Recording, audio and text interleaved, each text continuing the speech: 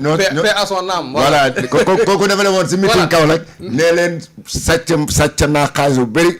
d'ailleurs yéen waa Kaolack yéen a ko lekk ñoo ko lekk. voilà ñoo ko seddoo mais après dara non bokkul de sàcc naa xaalis ak dóor naa nit ka nga dóor taxaw ne le affaire bi di metti ba léegi nga taxaw ne dóor ko c'est pas la même chose ku nekk daal coup bi nga jot moom ngay onkee rek. non xam nga lii moom jàpp naa ne buñ ci bëggee def enquête d'accord naa mën naa am enquête mais c'est tellement enquête bu yomb lay doon tellement parce que ay nit ñoo constitué wu ci ab caravane ñoom mu leer na leen ne ñi nekk ci caravane ba Barthélémy Dias moo leen fa indi te moom ci boppam il les a reconnus ñooñu bu ñu defee ay ñaawteef non seulement dañ leen di topp mais ki leen envoyé également dañ koy topp aussi simple que ça.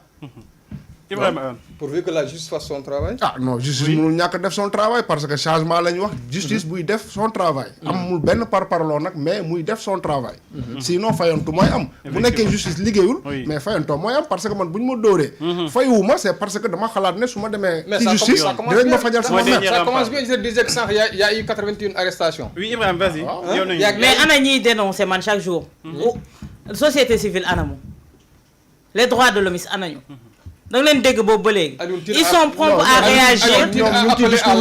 ñoom ñu ngi ci discours Sonko bi waxatuñu waxu blessé yi. il ne parle pas des blessés. Alioune Tine a appelé à l'apaisement. Ibrahima yow nañuy def. waaw bon il a une posture de sage boo xam ne il a appelé à l'apaisement effectivement. et je pense que. mais avant d'appeler à l'apaisement il faut dénoncer awa man le truc va-t-en-guerre là man vraiment je le déteste honnêtement. ah ouais. non je le déteste. Dénoncer c'est va-t-en-guerre. Non comment dirais-je, je parle pas de dénoncer. Je parle de. ci wolof.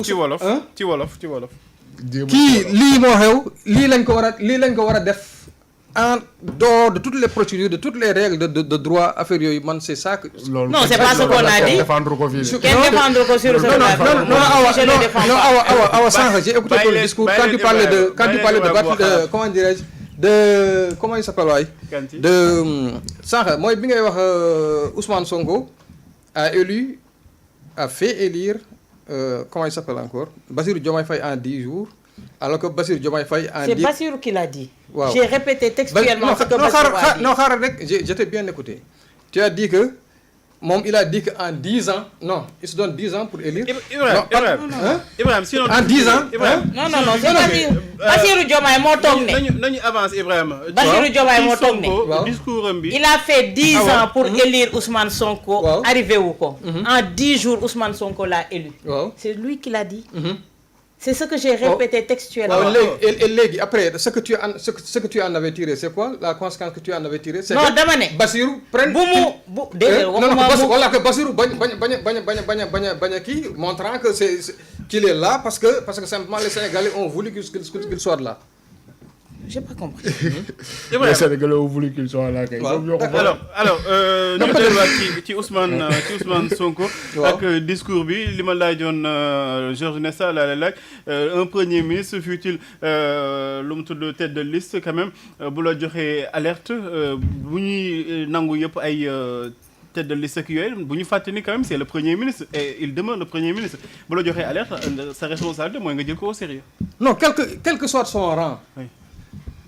Qu'il soit le premier ministre, qu'il soit un ancien premier ministre comme Amadou Ba, qu'il soit Thierno Alassane Sall, un ancien ministre, ou qu'il soit, je sais pas, le leader de la liste Natangé, aujourd'hui, je pense que théoriquement, ils sont sur le même piédestal, sur le même pied d'égalité. Donc, quand nous avons fait alerte, même nous, on n'est pas candidat, mais on avait alerté, nos alertes devaient être prises au sérieux. Là, je suis entièrement d'accord. Ousmane Sonko, il a précisé que il est tête de liste parce qu'il est candidat, il avait appelé le ministre. Mais, dans le même discours, il a dit qu'il a appelé le ministre de la Justice pour lui dire d'appeler le procureur général. Et quand il dit que je lui ai demandé d'appeler le procureur général et que le procureur général lui-même c'est le procureur de la République, on n'est plus chez le candidat, on est chez le Premier ministre. C'est le Premier ministre qui donne des ordres. On est chez un Premier ministre. Donc, mais je suis entièrement d'accord avec toi que Pape, que Ousmane Sonko, quand il a alerté, mais maintenant, qu'il s'appelle Ousmane Sonko, qu'il s'appelle Georges Nessa ou qu'il s'appelle autre, l'essentiel est que, amra alerte bu ñu def, les autorités auraient dû prendre sérieusement ces alertes-là au sérieux.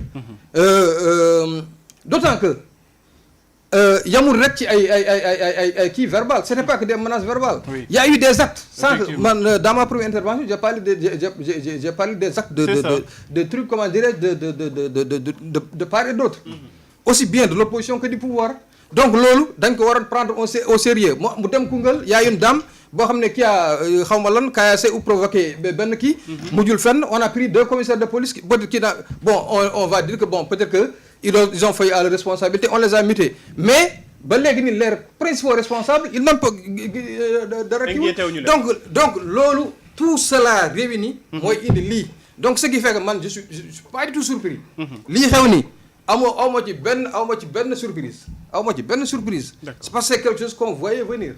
C'est ça que je dis. D'accord. Alors Mame Birame maa ngi koy laaj sànq Georges Nessa est-ce que finalement vouloir être au-dessus de la mêlée nekkul piège bi parce que aussi boo dégg Ousmane Sonko nee na ay militants ñu ngi leen di convoquer alors que ñi nga xamante ni jàpp nañ ñooy responsable de ces actes ñi ngi courir voilà di dox seen activité que normalement tout simplement au nom d'une rupture boo xamante ni dafa nar a hypothéquer pratiquement lu bëri ci ñoom.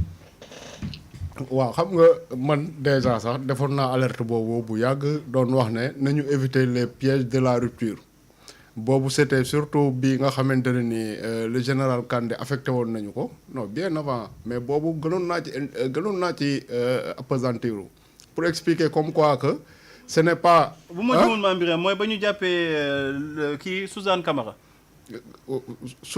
non keneen ki la. am na ku doon insulté daal ba jaxate. waaw voilà ba jaxate c'est ça ouais. donc ñu ne parce que Macky Sall mu ngi fi woon. ku wax lu ñor ak lu ñorul mu jàpp la. léegi comme ñun falu nañ changement lañ bëgg ku nekk waxal lu la neex. ñu ne également Macky Sall tëj na fi ay télé jàpp na fi ay journalistes ñun dañuy ñëw. loolu dootul amati journalistes yi nañu def lu leen neex dañu wax lu leen neex ba loolu moo waroon ñu dem ba ab général ñu miite ko ab quotidien di bind ne premier ministre la bañoon a defal dara moo tax ñu sànni ji ko Inde. Des propos très graves. léegi nag bu nekkee ne yow da nga ne comme que Macky Sall kat da doon def lii ñun xeex nañu ba jëlee ko fa léegi ku mu neex na def lu ko neex mais bu boobaa anarchie mooy am. Totalement. te heureusement que ay ñoom ba jaxate ñooñu commencé woon nañ leen a convoqué mais imaginer rek ñu bàyyi woon noonu wax jooju mu jàll nga dégg keneen tëbee si làng gële wax la même chose keneen tëbee fële wax la même chose mais bu boobaa anarchie bi fi nekk naka la ñuy mën a liggéeyee Sénégal bu boobaa donc jàpp naa ne rupture lañ doon woote mais rupture boo xamante ne nii ci li muy tegu mooy dëgg nit ñi tegu ci loi bi nekk ci discipline amul parparloo kii farul ak man wax na lii dara du ko ci fekk kële farul ak man wax na lële ñu jàpp ko loolu lañ daan bañ loolu lañ daan xeex ci temps Macky Sall mais mosuñu bañ temps Macky Sall Abdou Bara Dolly manipulé bañ ko fi jàppee fële ca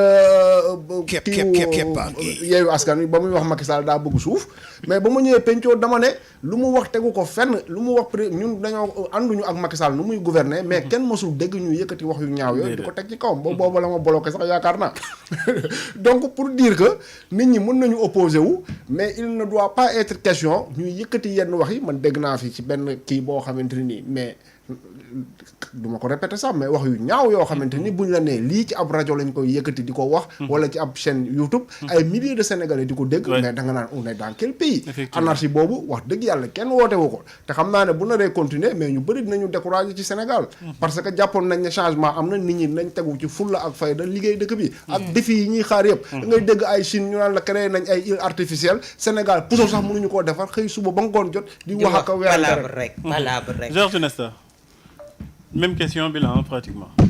ah oui bon. parce que finalement boo déggee Ousmane Sonko rupture bu ñuy woote dafa mujjee doon rupture d'égalité par rapport ak moom ak ay seen militants.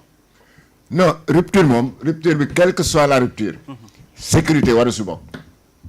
rupture daal feneen lañ koy xaar bu dul sécurité question de sécurité elle est essentielle dans un pays.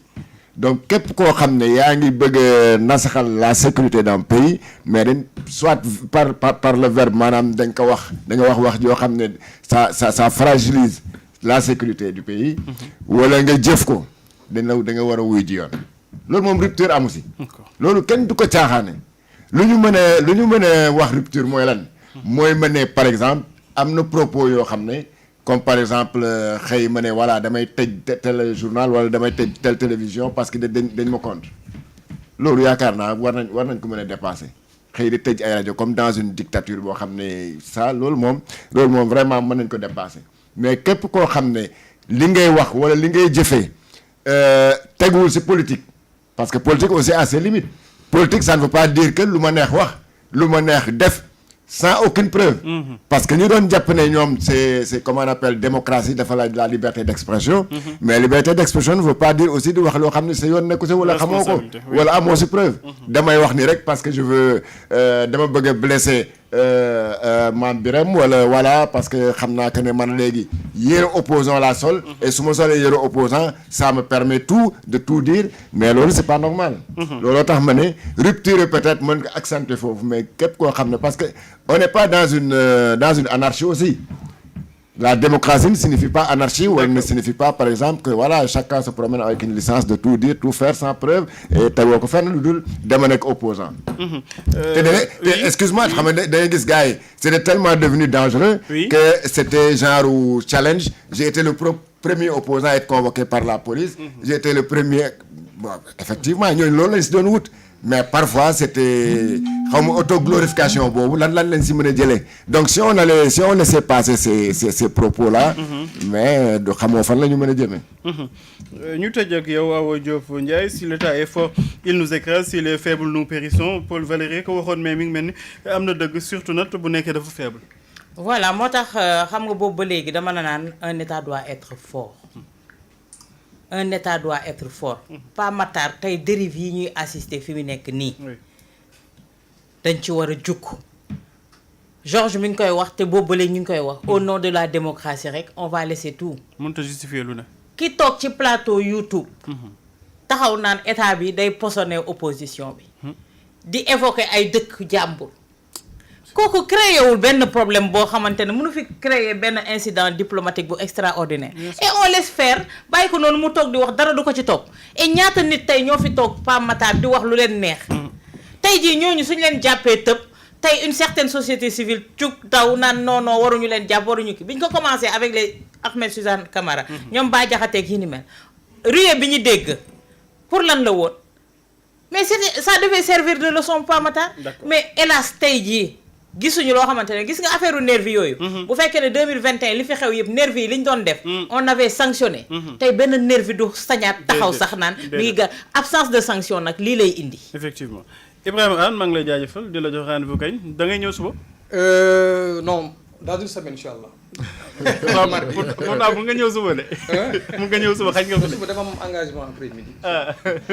di ko jaajëfal bu baax a baax Ibrahima Anne monsieur le maire de Tivaouane Peulh di ko nuyu di nuyuwaale aussi waa Tivaouane Peulh yëpp ak waa kër.